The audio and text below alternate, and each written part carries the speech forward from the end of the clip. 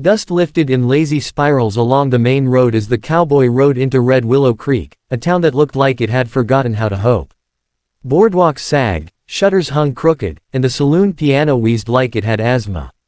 Folks noticed him anyway. They always did. Not because he was loud or flashy, but because he wasn't. He rode easy, like the horse knew his thoughts before he did, and he carried himself with the quiet confidence of a man who'd learned the hard way that noise rarely solved anything. His name was Eli Mercer, though most people would come to know him only as that lonely cowboy. He'd been riding for weeks, drifting from one small town to the next, doing odd jobs, sleeping under stars that never asked questions. He wasn't running from something so much as he was walking away from memories that refused to stay buried. Red Willow Creek had a story buzzing through it, and Eli heard pieces of it before his boots even hit the dirt. 25 men had tried.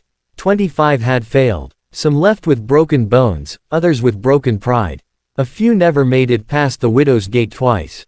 The widow. Her name was Clara Whitmore.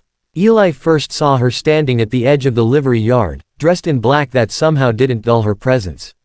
The wind tugged at her dark hair, loosening it from its pins, and her eyes, sharp, watchful, tracked every movement around her like she was measuring the world and finding it lacking. She wasn't beautiful in a delicate way. She was striking, like a storm rolling in over flat land.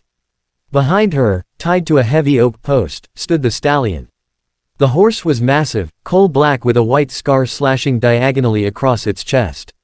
Muscles shifted under its hide like coiled wire. Its ears were pinned back, eyes wild and intelligent, as if it understood every whisper about it and resented them all. "That's him," a stable hand muttered nearby. "Devil's Crown." Eli followed the man's gaze. "Looks like he's got opinions." The stable hand snorted. "That horse don't take kindly to men. Widow says if you're a real cowboy, you prove it on her stallion. No saddle, no bridle.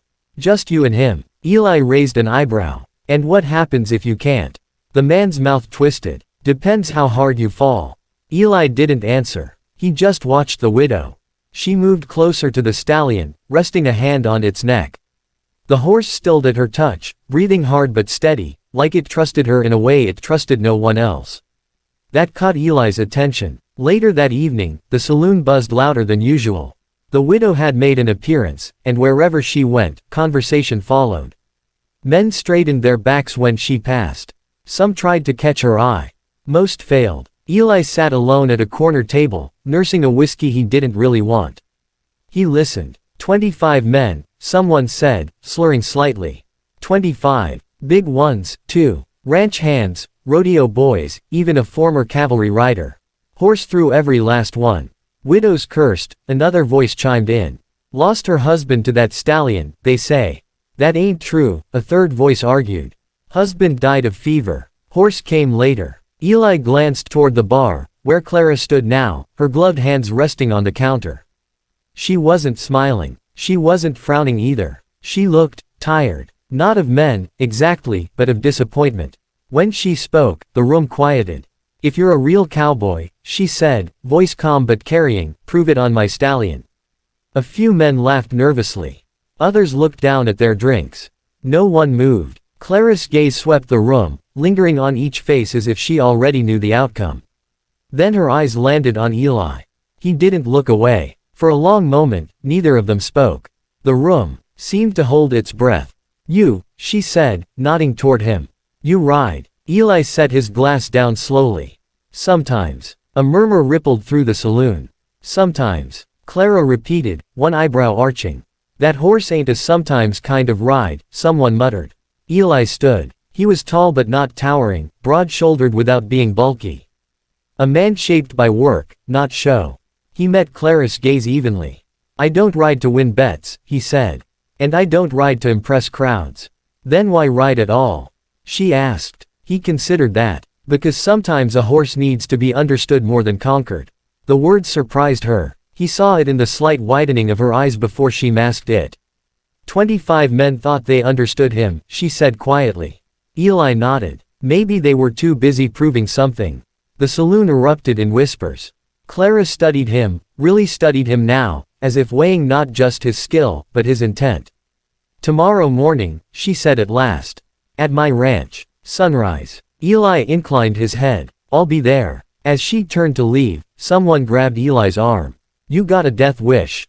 The man hissed. "That horse'll kill you." Eli gently freed his arm.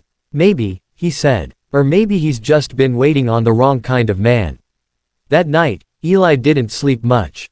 He lay on the narrow bed of the boarding house, staring at the ceiling, listening to the wind scrape against the walls. Memories crept in uninvited, of another horse, years ago, spooked by gunfire, of a fall that shattered more than bones, of a partner who never got back up. He rose before dawn, saddled his own horse, and rode out to the widow's ranch as the sky blushed pink over the plains. Clara was already there, standing in the corral. Devil's Crown paced behind her, restless but alert. "You came," she said. "I said I would." She nodded once. "You should know," she added, voice low, "I don't want him broken." Eli's gaze flicked to the stallion, then back to her.